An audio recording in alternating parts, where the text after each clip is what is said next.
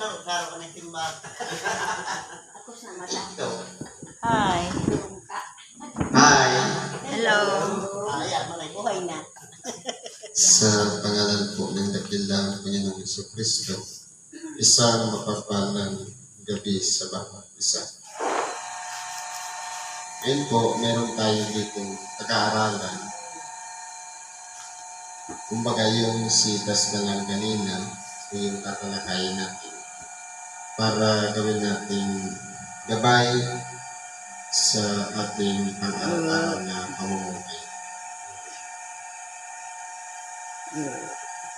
Ang sabi po dito sa unang Korinto 12, hanggang 12. Kaya ipinapapalatas ko sa inyo na wala sino man nagsasalita sa pamamagitan ng Espiritu ng Diyos ay nagsasabi si Jesus ay itinakwil at wala sino man makapagsasabi si Jesus ay Panginoon kundi sa pamamagitan ng Espiritu Santo.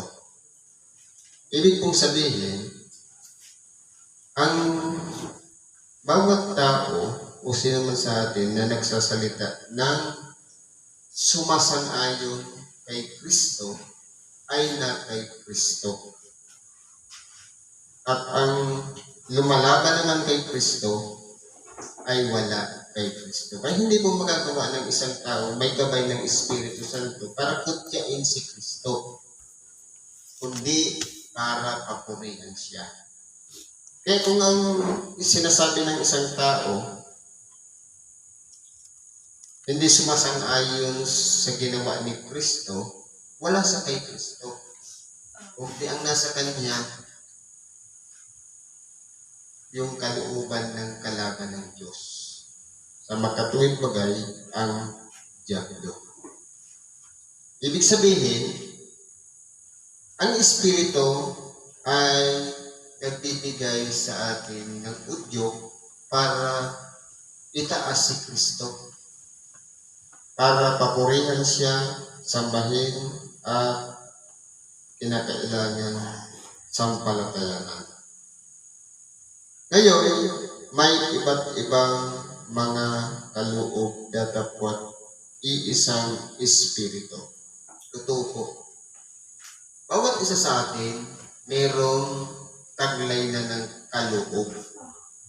Bago pa tayo mabuhay bilang isang tao, hindi pa tayo isinisilang, meron na tayong nakatakda, nakaloob, nataglay na natin nung tayo'y nasa sinapupunan na ng ating ina. Ibig sabihin, nakaprograma na yung magiging buhay natin dito sa ibabaw ng sanlibutan. Gagawin na lang natin.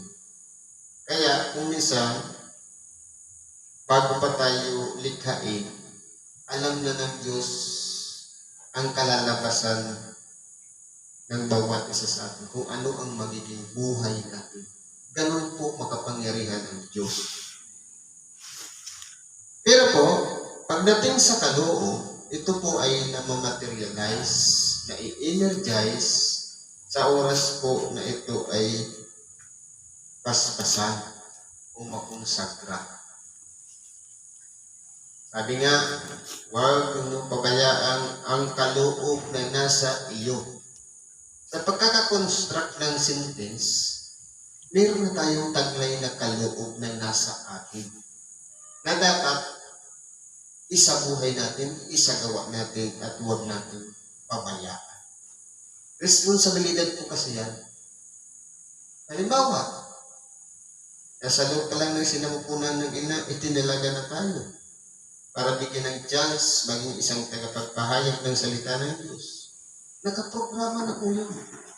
Na pagdating sa tamang edad o panahon, isasagawa na lang. Katulad po nangyari sa ating dakilang Panginoon. Bago pa siya pumasok sa sanlibutan, nakaprograma na yung gagawin niya. Lalo na siguro tayo, isang tao na inanyuan din dito sa ibabaw ng sanlibutan para mabuhay. Kaya lahat ng bagay nakaprograma. Mula sa pagkakalikha ng lahat ng hindi nakikita, pati mga nakikita, pati paglikha ng tao, nakaprograma ko lahat yan. Kasi imagine, kung ang isang taong nilikha ng Diyos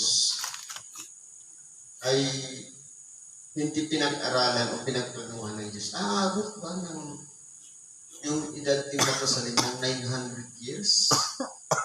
Tayo kaya aabot ba ng 100 years? Na umaasa lang sa hangin na ating hininga. At ganun din, umaasa lang tayo sa ikinabuhay dito sa ibabaw ng sanlibutan. Kaya yun po, isa yan sa mga kaloob na ipinagkalooban ng Diyos sa atin. May iba't ibang mga pangangasiwa datapwat iisang Panginoon. Totoo po. Ang pagkakapatiran, bagamat iba't iba ang nagmamanage. Iba't iba ang mga taong itinakda para manguna. Halimbawa, yung grupong ito, grupo naman ng nasa Mayon, o grupo naman sa palagay natin yung nasa Tabaco. Iisang Panginoon ang may gawa, pero iba-ibang management. Ibig sabihin, nagpapansyon siya, ang Panginoon pa rin ang nangunguna sa bawat isa. At may ibang paggawa, datapat isang Diyos na gumagawa sa lahat ng mga bagay sa lahat. Totoo po. Meron tayong mga gawain. Bawat isa sa atin ayon sa itinakda ng Diyos.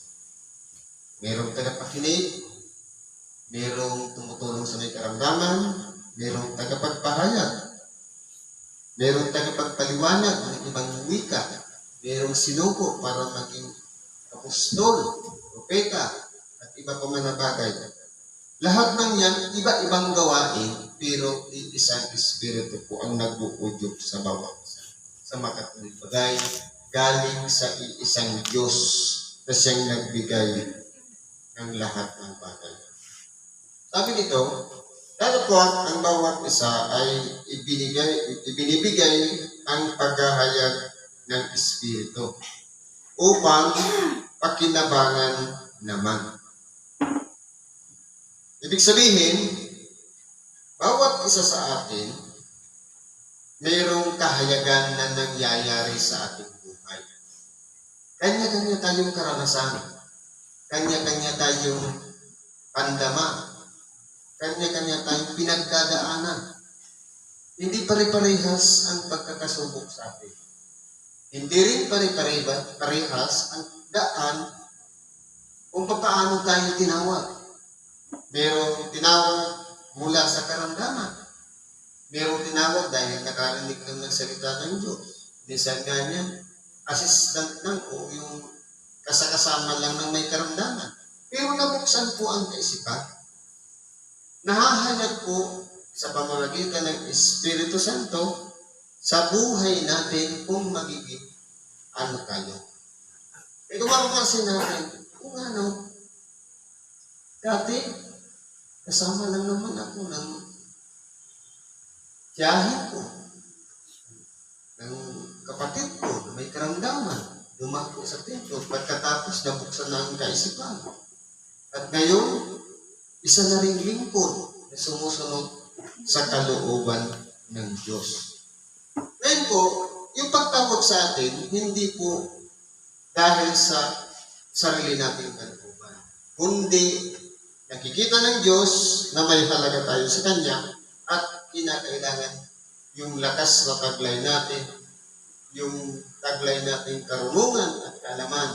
Huwag nang tayo magkamalay, ito po ay gagamitin ng Diyos para pakinabangan naman ng ating kapwa. Halimbawa, may kakayahan tayong mag-manage. Ibibigay sa atin yung tungkulin na sumasang-ayon sa management. Kung halimbawa, may kaloob tayo sa paghihirap, ang ibibigay naman sa atin, yung kaloob para tumulong sa may mga karamdaman. Halimbawa, magaling tayong buka, yung construction ng ating sentence o pagkakasunod-sunod ng salita, maayos pakinggan, kumbaga sa isang nagluluto, yung ihahain mo, timplado na. Maayos yung pagkakaluto, masarap, malasa. Nagagano mo yung timpla, kung ano yung dami ng asin, paminta, sibuyas, bawang. Ganun po yung pamamaraan. Pero ang importante po doon, yung pagiging isa nating tao, nataglay na natin, nakaloob na nasa atin, napapakinabangan po yan ng Diyos. At ginagamit yan para, kung halimbawa, yung pagbubuka, tatawagin tayo niya para maging isang tagapagpahayag niya. Walang iba ang maging isang ibang lista o tagapagpahayag ng salita ng Diyos. Sabi dito, sapagkat sa isa, sa pamamagitan ng Espiritu ay ibinibigay ang salita ng karunungan. Totoo po.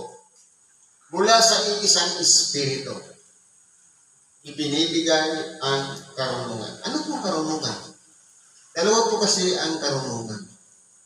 Karunungan pansanlibutan at karunungan mula sa Diyos. Karunungan pansanlibutan, yung ginawa ni Kristo na pagsakripisyo o pag-alay ng kanyang buhay. Ang tawag sa karunungan ng sanlibutan, kamangmangan. Kasi, isa ka ng makapangyarihan, anak ng Diyos, pumunta ka lang dito sa ibabaw ng lupa para patayin, kamangmangan po. Pero, magiging karunungan siya dahil katuparan po yun ng pangako ng Diyos. Na ang tao nilalang sa isang maayos na pagpaplano, ginawang maging mabuti. Pero dahil nga sa merong kalaban na udyukan, natukso dahil lamang sa paglabag at hindi pagsunod sa kalooban ng Diyos, nagbunga po yun ng pagkakasala. At napahiwalay ang tao sa Diyos. At ngayon, sa karunungan ng Diyos, sinugo niya si Kristo para muling i-reconstruct, ibalik ang tao sa Diyos. Ilapit muli. Inalay ang buhay ng ating dakilang Panginoon na bilang sakripisyo.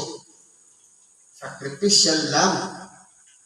Na dati, sa pamamagitan ng mga utos at palatuntunan, ang tao kapag nagkakasala, gumagamit siya ng hayop na pang-alay, pinakikinabangan po yung dugo bilang hain para makabalik muli sa Diyos.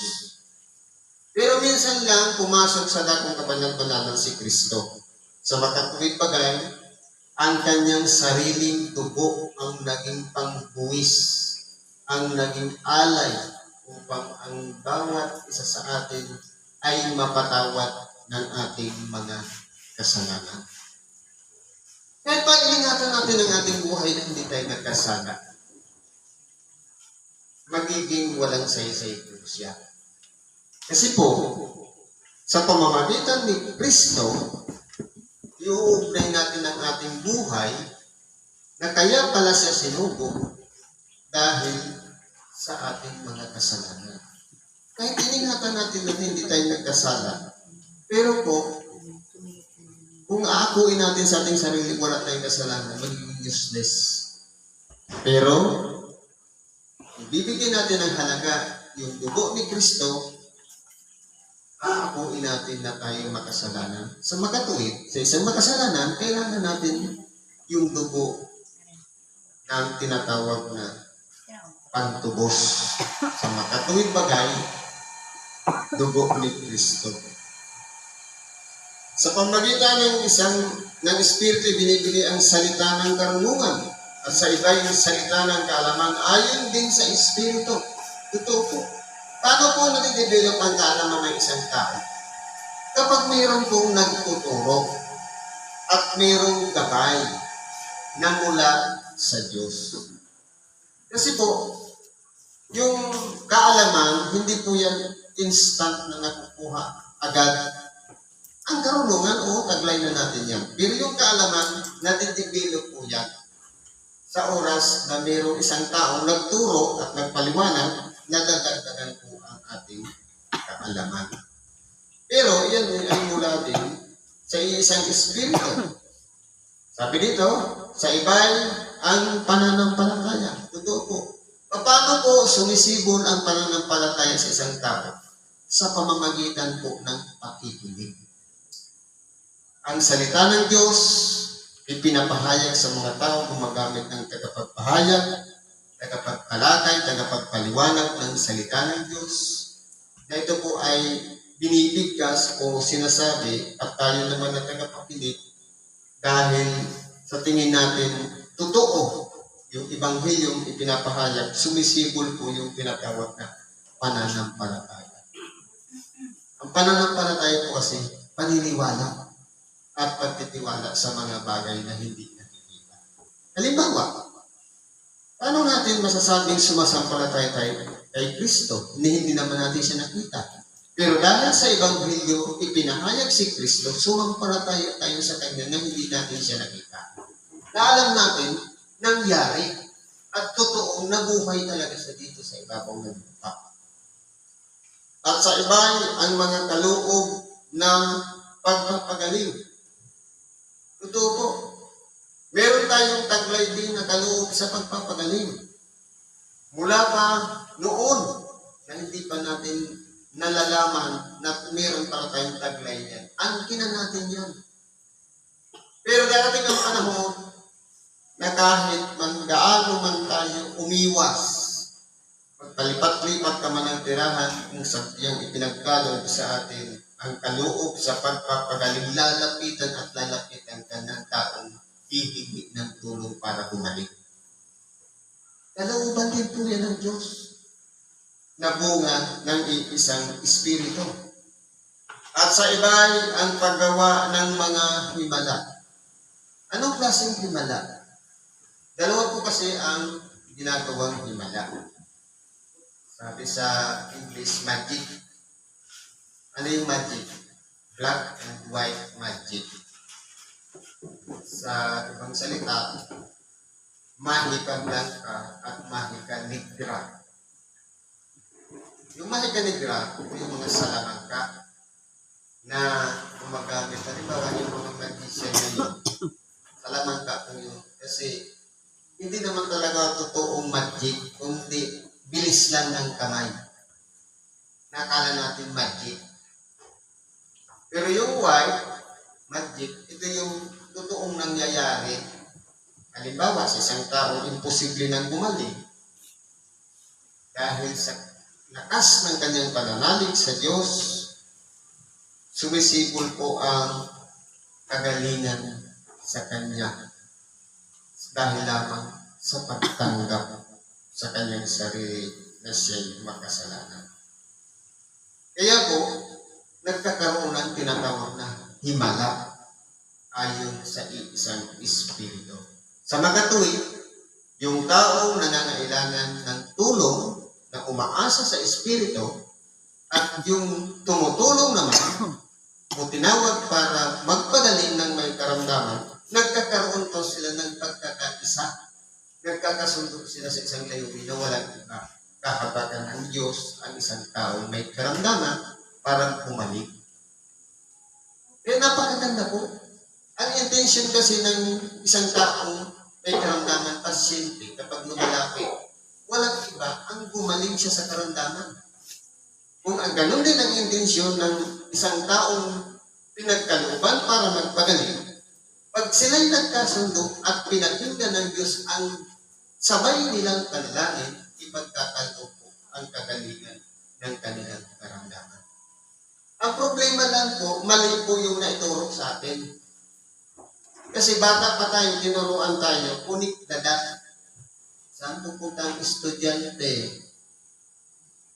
Ulit, dadag, nirarambol-rambol pa yun eh. Iskwilahan. Pasyente, saan papunta? Kung ano ba pasyente nasa taas? Hindi ba ginaganon-ganon natin yan? Ulit, dadag. May kondisyon eh. Saan pupunta ang pasyente? Sa doktor. Pero kung babasahin natin ang banal na kasulatan, ang isang taong may karamdaman, nasa influensya po siya ng masamang espiritu. Espiritu ng karamdaman na yun ang nagpapahirap sa tao. Na kaya nga sinubo ng ating dakilang Panginoon ng kanyang mga alaga upang sakupin ang mga demonyo para palayasin, para umalis sa isang taong may karamdaman. Ibig sabihin, kapag ang isang tao ay mayroong pagkakasala sa kanyang sarili, mayroong tinatawag na paglabag, mayroong pong punishment sa kanya. Ito yung karamdaman inilalagay. Espiritu ng karamdaman inilalagay sa isang tao para disiplinahin, para turuan ng leksyon. Kinakailangan na natin ng pag-surrender at pagsuko sa Diyos upang sa ganon lumabas yung espiritu niyan at lumayas upang sa ganon makabalik sa dating kalagayan para bumalik.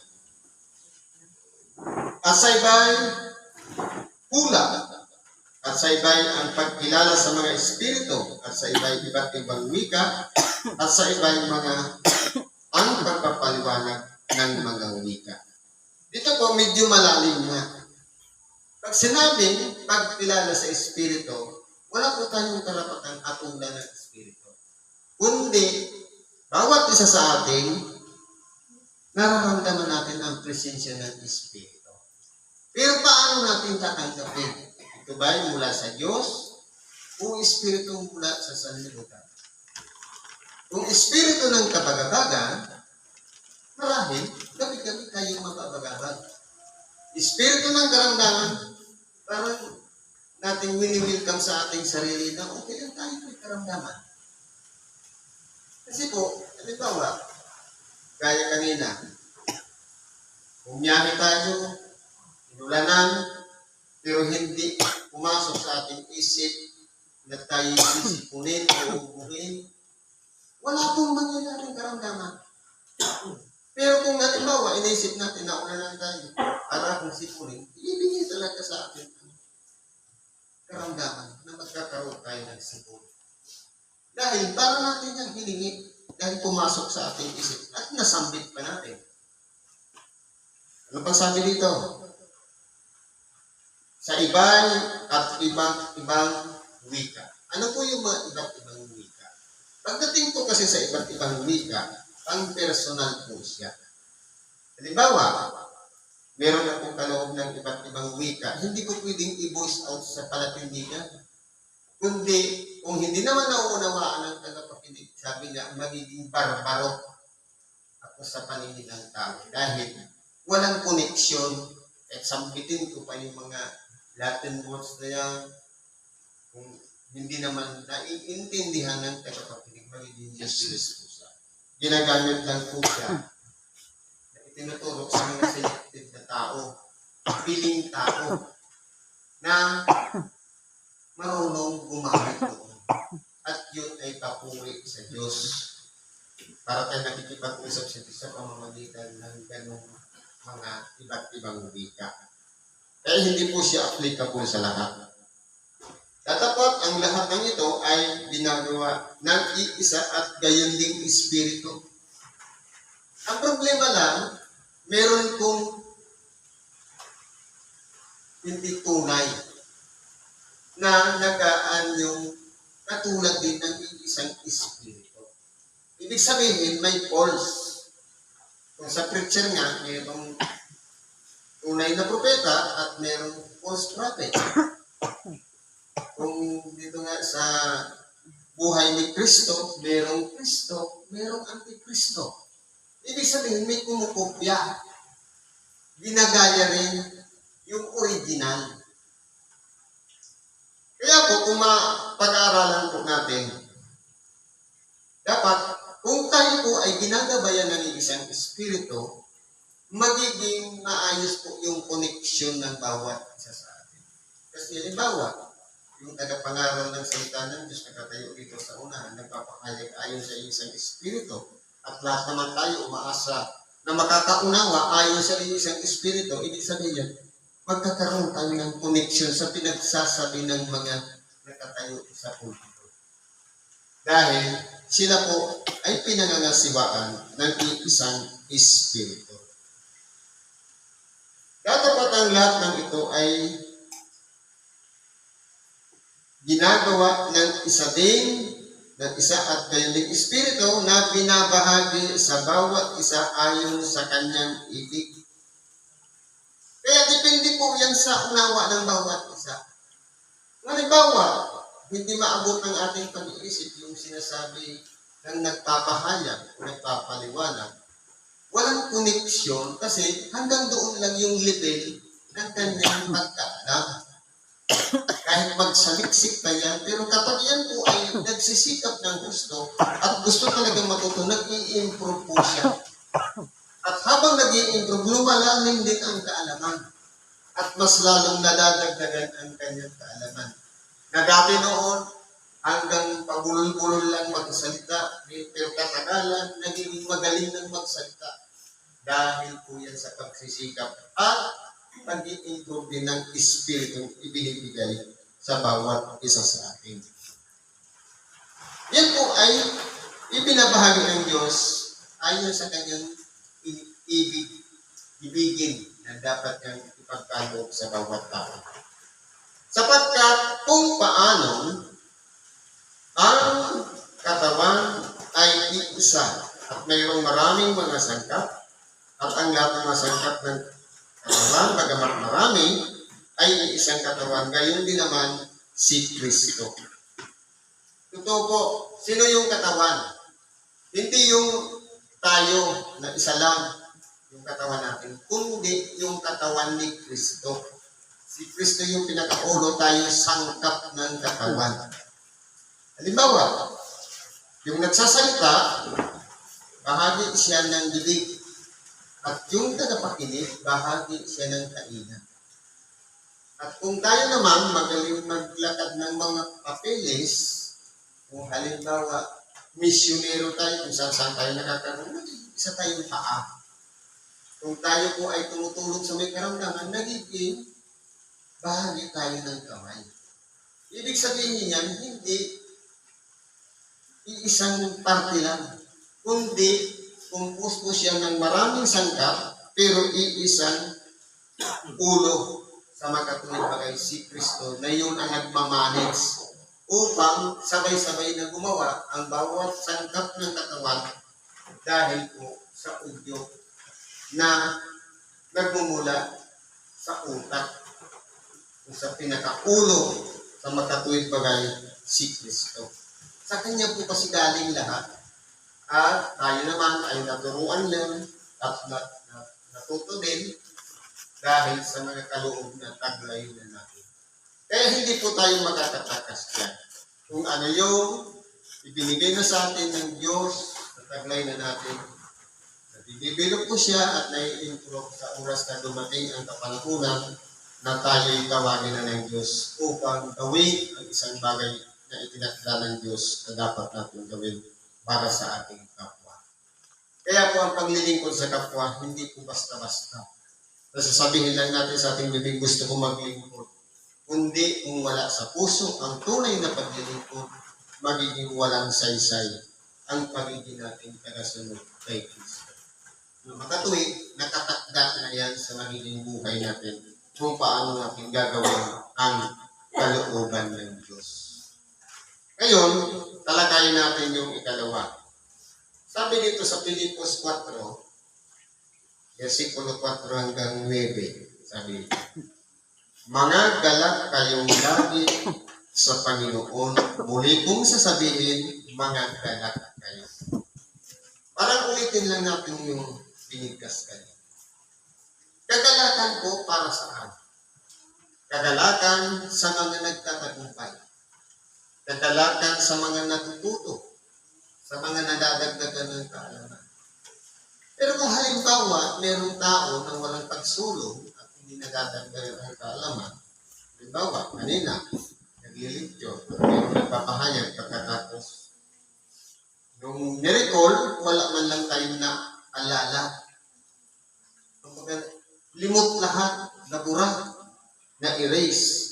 Anong kagalakan ang tatanggapin natin? Kasi, kung mapapansin natin, hindi nadagdagan yung dati nating taglay na kaalaman. Pero, kung meron tayong pagpapahalaga doon, isang kagalakan po sa bawat isa sa atin, na meron na namang nadagdag sa kaalaman na itinuro sa atin. Lamang, magkakaroon tayo ng pagsusuri. Kung totoo ba talaga yung kagalakan na nararamdaman ko? Magkakaroon kaya yun ng bunga, yung kagalakan niya. Pero kung yan po ay ikatututo natin, ikadaragdag ng kamalayan natin at ng kaalaman natin, dapat natin yan ikagalak. Sabi dito, makilala nawa ang inyong kahinhinan ng lahat ng mga tao. Ano pong klaseng kahinhinan? Ibig sabihin, yung mabuting pag-uugali. Paano po napapabuti ang pag-uugali ng isang tao? Sa pamamagitan ng pagtutuwid ng Diyos. Na dati, tayo ay makasalanan o mahilig lumabag na hindi sumusunod sa kalooban ng Diyos. Pero, ngayong nabuksan na ang ating isipan at binago na tayo, nagsisi na tayo, naging isang sisidlang hirang na tayo sa harapan ng Diyos, dapat makilala ang ating kahinhinan ng bawat taong nakakasalamuha natin. Ibig sabihin, may pagbabago. May pagsasaayos na dati, masama yung ugali, nagiging mabuting pag-uugali. Bakit inalimbawa sa kahinhinan? Kumbaga, walang nagiging side effects, walang nasasagasaan, walang natatamaan, walang nayayapakan, kundi isinasagawa lang yung tunay na kahalagahan ng pagbabago ng isang tao. Sabi dito, ang Panginoon ay malapit na. Ito po, kailan pa ito sinulat? Sinulat ni Apostol Pablo sa Pilipos 2,000 years ago. Ang Panginoon ay malapit na. Lumipas ang 2,000 years, sasabihin ng iba, malayo na. Bakit lumipas ng 2,000? Hindi pa rin.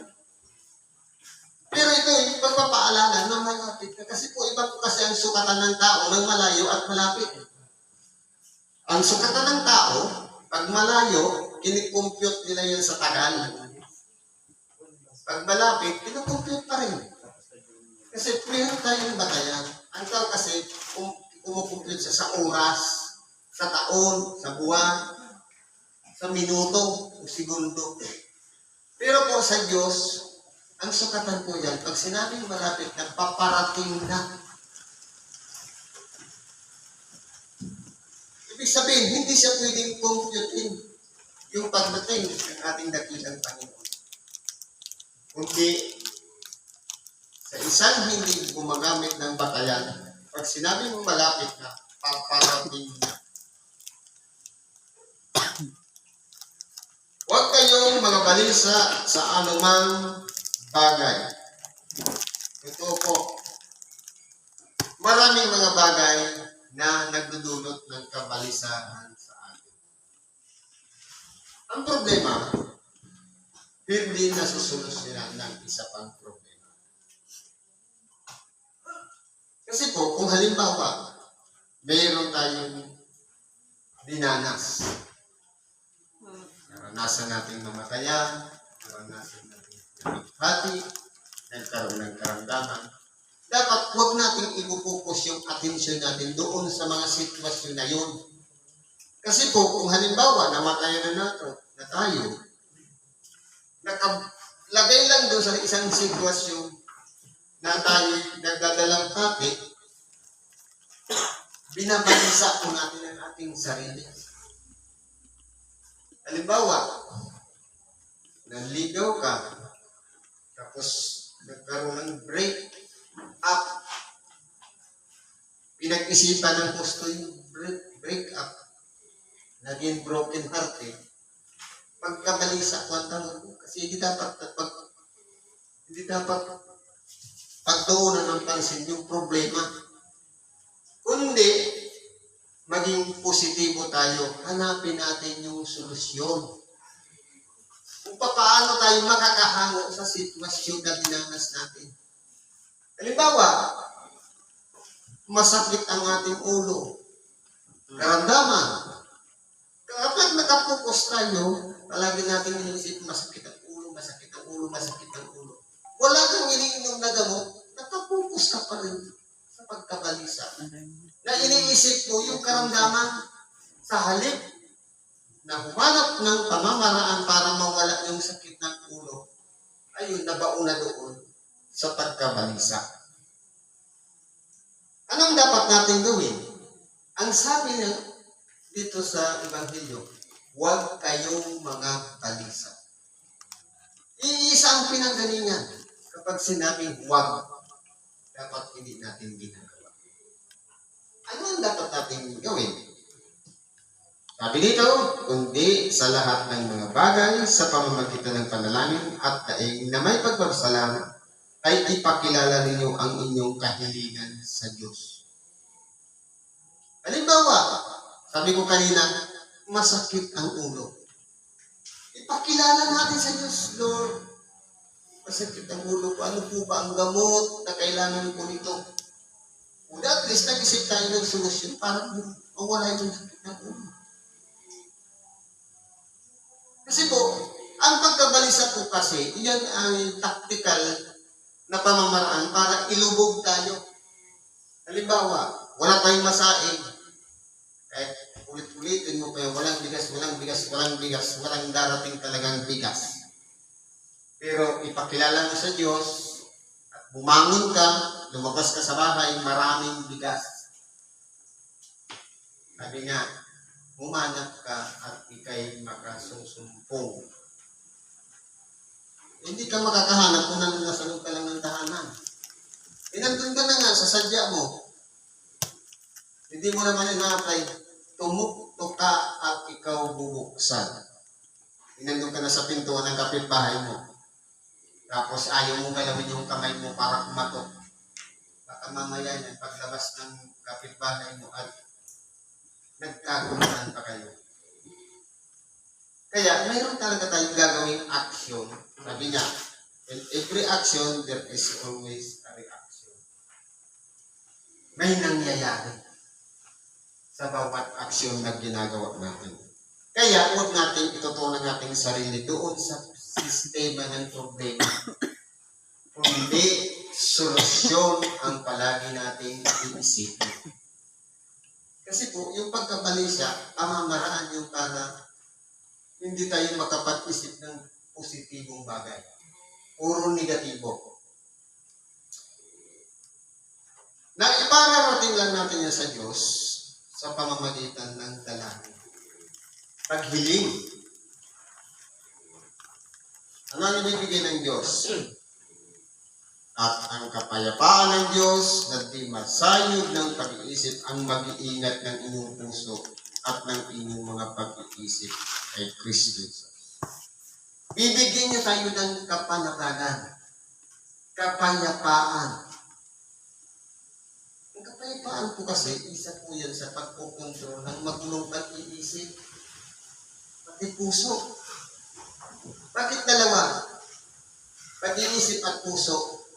Kasi, siyempre, yung labis na pag-iisip na nagdulot ng kabalisahan, kinakailangan parang computer, puno na ng virus, i-structure natin. I-reprogram. Nang sa ganun, maipatama lahat yung mga diferensya, yung mga mali. Sabi dito, kapayapaan ng Diyos.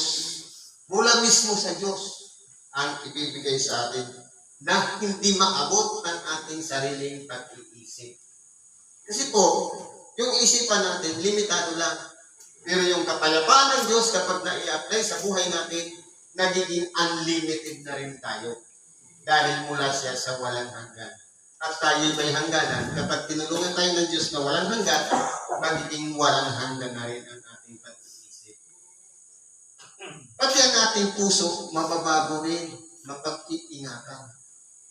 Kasi po, sa bawat kinakaharap nating pagsubok o problema sa ating buhay, pinakahirapan lang natin ang ating sarili. Ang ating puso, ating pag-iisip, baga, atay, lahat ng yan apektado sa oras na tayo'y nababalisa sa iba't ibang mga bagay. Meron tayong naapektuhang bahagi o porsyon o internal organ na tagtay natin na pinahihirapan natin dahil lamang sa pagtutuon doon sa mga dapat na hindi natin kabalisahan pero ginagawa natin. Kasi po, minsan nagagaya natin yan sa mga magulang din natin. Yung masyadong problematic, isip ng isip na hindi naman dapat isipin. Dapat i-apply na natin yung tinatawag na satisfaction. Matuwa na tayo, kasiyahan na tayo doon sa tinatanggap natin biyaya araw-araw. Sapat nito. Sabi dito, katapos-tapusan mga kapatid, ito ang palagi natin iisipin. Ano mang bagay na katotohanan, doon lang tayo sa katotohanan. Ano man yan pamamaraan, basta pawang katotohanan, tanggapin natin. Ano mang bagay na kagalang-galang, ano mang bagay na mabuting pagpapasya, o mabuting kalooban, o mabuting pagkatao, mabuting bagay na tinanggap natin. Halimbawa, napagpayuhan tayo natin at sa tingin natin, kagalang-galang naman siya at yung payo niya ay napapakinabangan natin, doon tayo. Ano mang bagay na matuwid, kung ang dinanas natin, bagamat tayo nabagsak, nagkasala, nakahamak, pero nakita na natin yung katwiran, doon tayo. Ano mang bagay na malinis, kung alam natin na ikarurumi natin, ikapapahamak natin, bakit natin tatanggapin? Kundi doon tayo sa isang bagay na malinis. Ano mang bagay na kaibig-ibig, yung katanggap-tanggap pa, na kahit tayuhan tayo kung sa tingin natin mahirap, pero hindi katanggap-tanggap, bakit natin pagkukulan ng pansin yun? Kundi doon tayo sa katanggap-tanggap. Doon sa, sabi dito, anumang bagay na mabuting ulat sa reporte. Kung halimbawa, ang binibigay sa ating kwento na ikapapahamak natin at sinisiraan yung iba, huwag natin tanggapin. Kundi, yung totoo lang, kung ano talaga yung tunay na nangyari. Mabuting ulat. Sabi nga, bumabase sa mga facts sa totoong pangyayari. Hindi yung inbensyon o paninira ng puri sa kapwa. At kung may anumang, sabi dito, kung may anumang kagalingan, sabi nga, best of best. So, yung sa tingin natin, alin kaya yung maganda doon sa mga iniaadvise sa atin, mga payo? Kung may anumang kagalingan, at kung may anumang kapurihan, kung sa tingin natin, epektibo yung payo, yung turo, yung aral, doon tayo. Ay isipin ninyo ang mga bagay na ito. Palagi tayo doon sa tama. Ang mga bagay na iyong natutuhan, at tinanggap, at narinig, at nakita. Ano-anong mga bagay ito? Natutuhan. Buhat sa ating pakikinig. Sa pakikipag-cooperate. Doon po tayo natututo. Tinanggap. Ibig sabihin na-absorb ng ating pag-iisip. Na-accept. At narinig. Ibig sabihin, napakinggan mismo ng ating dalawang tainga. At nakita, nasaksihan pa ng mata, na kung yun ay pawang lahat ng kabutihan, ang mga bagay nito ang gawin ninyo at ang Diyos ng kapayapaan ay sasa inyo. Ibig po palang sabihin, para dumating sa atin ang kapayapaan ng Diyos sa bawat isa sa atin, kinakailangan proven. Sabi nga, tunay na kaya nating tanggapin. Nakikita natin, nadadama natin, at natutuhan pa natin. Kaya, kung minsan, meron tayong mga hinihiling sa Diyos, bakit hindi ibinibigay? Pero meron pong pamamaraan ng Diyos. Iba sa pamamaraan ng tao. Magtiwala lang tayo sa prosesong ginagawa ng Diyos. Halimbawa, meron tayong mahal sa buhay, gusto natin maging matuwid siya. Gusto na natin magbago yung ugali niya. Pero hindi pa ibinibigay. May proseso ang Diyos. Hindi pa dumarating yung oras sapagkat Diyos po ang may hawak ng lahat ng bagay. Kaya trust the process. Pagkatiwala lang natin sa Diyos ang ating mga kahilingan. Bahala na siya kung paano niya gagawin para sagutin ang ating mga dalangin sa Kanya. Siguro po, ganito na lang. Ibalik natin sa oras na ito. Salamat sa Diyos at ano man ang ating kahilingan, karaigan, pagkatiwala natin yan sa Diyos. Sa ngalan ni Kristo, salamat at mapagpalang gabi sa bawat isa. Mapalad ngayong araw na ito sa ating pagsamba-sama na Diyos amang mawain kaligayahang walang mali, walang